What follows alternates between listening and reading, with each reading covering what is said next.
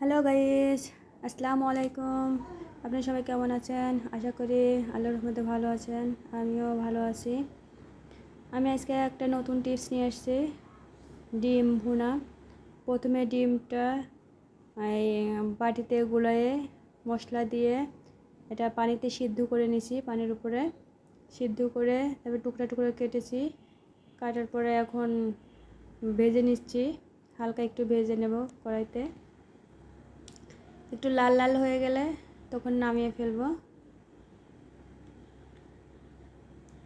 লাল লাল হয়ে গেছে, নামিয়ে ফেলছি। এখন আমি কড়াইতে 2 টেবিল চামচ পেঁয়াজ কুচি এবং 1 টেবিল চামচ রসুন কুচি এবং কাঁচামরিচ দিয়ে নেড়ে নিচ্ছি। এখন একটু হলুদ গুঁড়া দিলাম, 1 চা চামচ হলুদ গুঁড়া, 1 চা চামচ মরিচের গুঁড়া,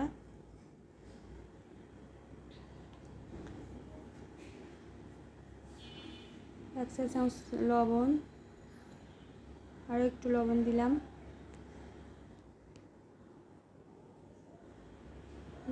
একটু রসুন কুচি, রসুন বাটা দিলাম,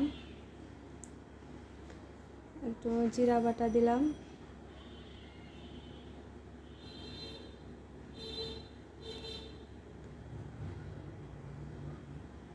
একটু ভালোভাবে নেড়ে নেব।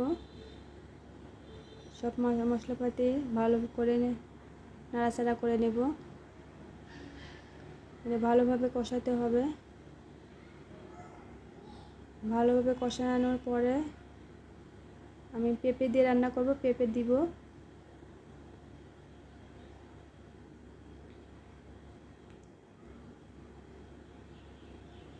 নিচে যাতে ধরে না যায় সেজন্য একটু পানি ইউজ করব, যে মশলার নিচে ধরে না যায়। মশলা পুড়ে গেলে কিন্তু ভালো লাগবে না, তরকারির টেস্টটা নষ্ট হয়ে যাবে। যে কারণে একটু পানি দিলাম। পানি দিয়ে পানি বলক এসে গেছে। তখন আমি একটু পরেই পেঁপেগুলো কেটে রেখেছিলাম আগে থেকে, ওই পেঁপেগুলো দিয়ে দিব। টুকরা টুকরা করে দেখেন পেঁপেগুলো কেটে রেখেছিলাম আমি, ওই পেঁপেগুলো মশলার ভিতরে দিয়ে দিলাম। পেঁপেগুলো এখন ভালো করে নাড়াচাড়া করে নিব, সব মশলা পেঁপের গায়ে লেগে যায়। এখানে ভালো করে নাড়াচাড়া করে নিতে হবে।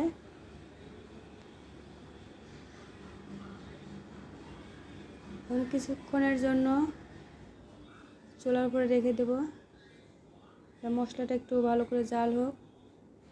দেখেন মশলার পানিটা অনেকটাই শুকিয়ে গেছে। ভালো করে নেড়ে চেড়ে নিলাম।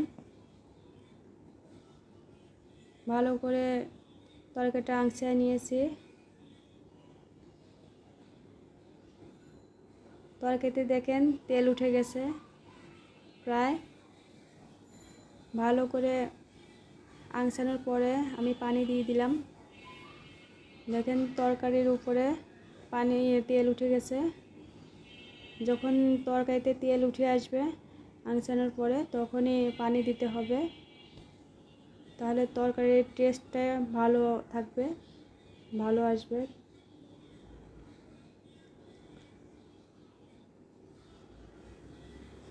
পানি দেওয়ার পর কিছুক্ষণ জাল করার পরে দেখেন পানিটা বলক এসে গেছে।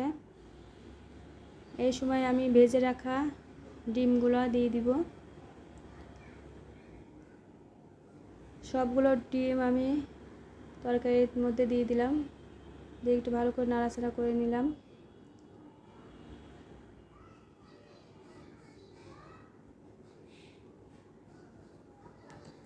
আমি কিছুক্ষণ জাল করে নিব। আবার তরকারির পানিটা অনেকটাই শুকায় নিতে হবে।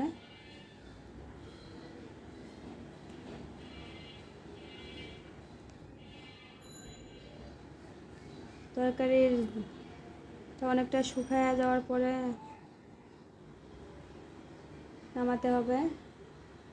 অনেক সময় ধরে পানিটা অনেকটা শুকায় যাবে, তখন নামাতে হবে। এখন কিছুটা সময়ের জন্য ঢেকে দিলাম জাল করার জন্য। বেশ কিছুক্ষণ জাল করার পর ঢাকনাটা উঠিয়ে ফেললাম। উঠিয়ে এখন একটু নাড়াচাড়া করে নেব। দেখেন অনেকটা পানি শুকিয়ে আসছে।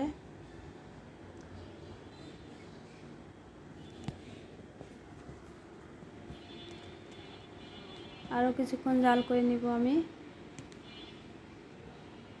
পানিটা আরও একটু শুকাতে হবে।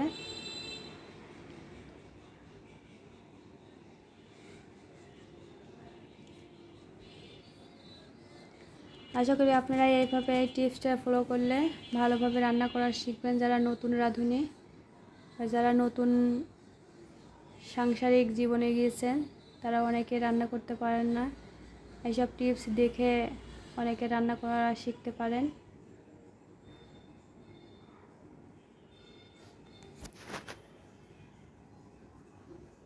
আশা করি আমার ভিডিওগুলো যদি ভালো লেগে থাকে তাহলে লাইক দিবেন, লাইক কমেন্ট শেয়ার করে দিয়েন, প্লিজ সাবস্ক্রাইব করে দিয়েন।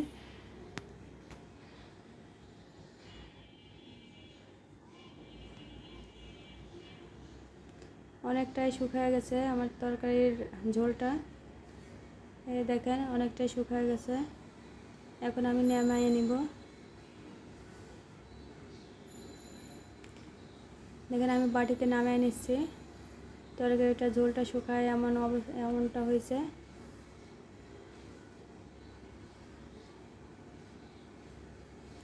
আমি সব তরকারি নামাই নিয়ে বাটিতে নিয়ে নিচ্ছি। ঝোলটা এটা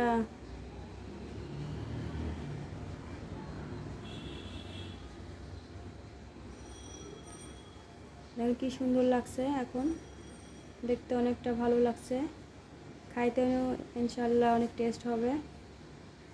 আপনারা এইসব টিপস ফলো করেন। ফলো করলে ভালোভাবে রান্না করা শিখতে পারবেন আর কি। আমার এই ভিডিওটা কেমন